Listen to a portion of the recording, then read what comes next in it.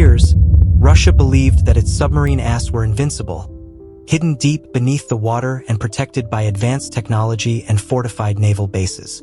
But in the Black Sea, that belief has just been shattered in a way that few military planners could have anticipated.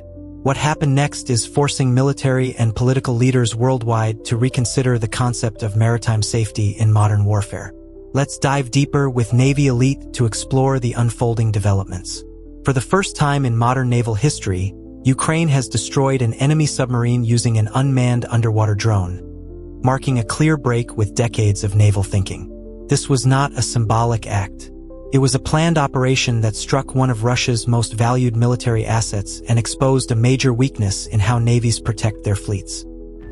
Ukrainian officials and open-source military analysts agree that the mission was led by the Security Service of Ukraine, working closely with the Ukrainian Navy. These submarines are known for low noise levels and their ability to launch cruise missiles.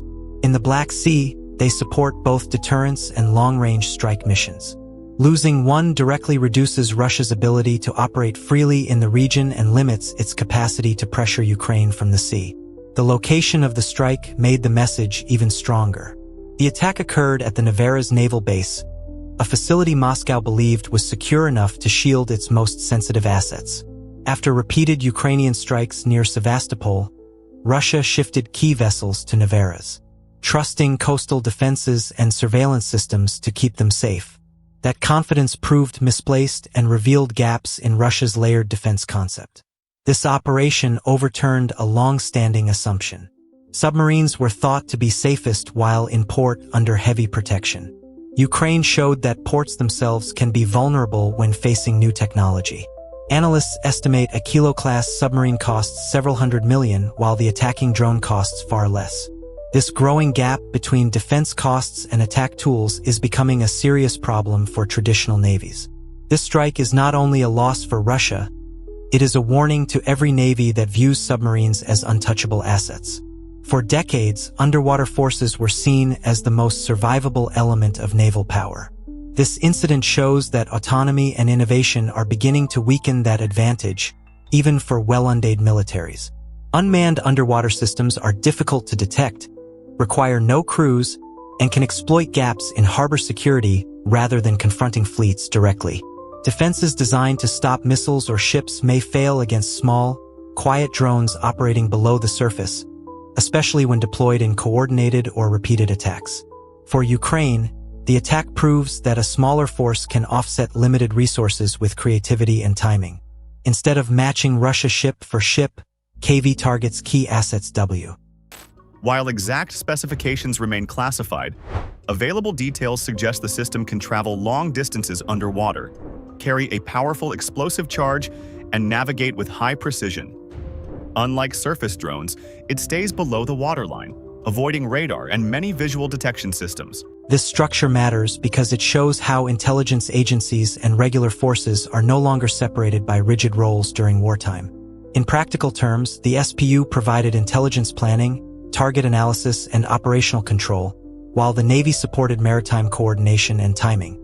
This blend allowed Ukraine to strike deep into a heavily guarded Russian naval environment without deploying large ships or aircraft. For American and Western audiences, this approach mirrors modern U.S. military thinking where intelligence, cyber, and combat forces are fused into a single operational system.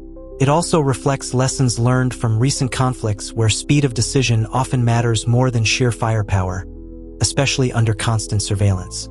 At the center of the mission was a new weapon publicly known as Subsea AB, an unmanned underwater drone that Ukraine revealed only after a string of successful operations.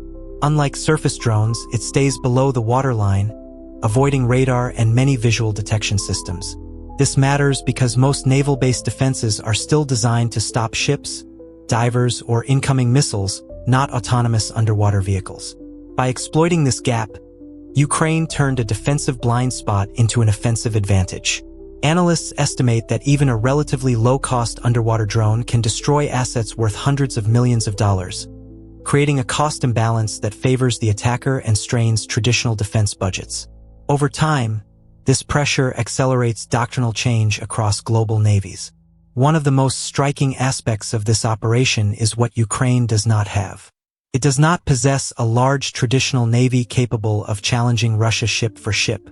Yet, it has repeatedly demonstrated the ability to conduct complex maritime strikes. This operation required intelligence collection, route mapping, timing control, and secure communications, all executed under constant Russian surveillance and electronic. The destruction of a modern Russian submarine represents far more than a dramatic tactical moment. It is a direct economic shock to Moscow's military system. The submarine that was sunk is estimated to be worth around $400 million US, making it one of the most expensive single platforms Russia operates in the Black Sea. This figure does not only reflect the hull and weapons, but also years of research, crew training, maintenance, infrastructure, and integration into broader naval planning.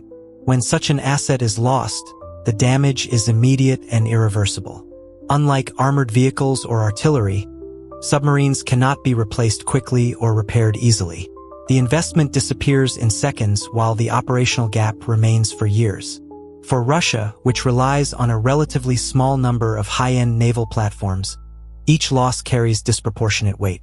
This is especially true in a confined theater like the Black Sea, where every submarine plays a visible and measurable role in deterrence and strike capability.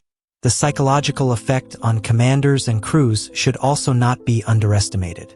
Replacing a lost submarine under current conditions is far more expensive than it was before the war. Due to Western sanctions, analysts estimate that building a similar platform today could cost $500 million or more. Russia faces higher prices for raw materials, limited access to advanced electronics, and major disruptions in supply chains that once relied on foreign components. Sanctions have forced Russian defense manufacturers to depend on domestic substitutes, many of which are slower to produce and less efficient. This increases both cost and production time. Even basic systems such as navigation electronics and control units are harder to source at scale. As a result, every new submarine represents a larger financial burden than its predecessor while offering fewer guarantees of quality or timely delivery.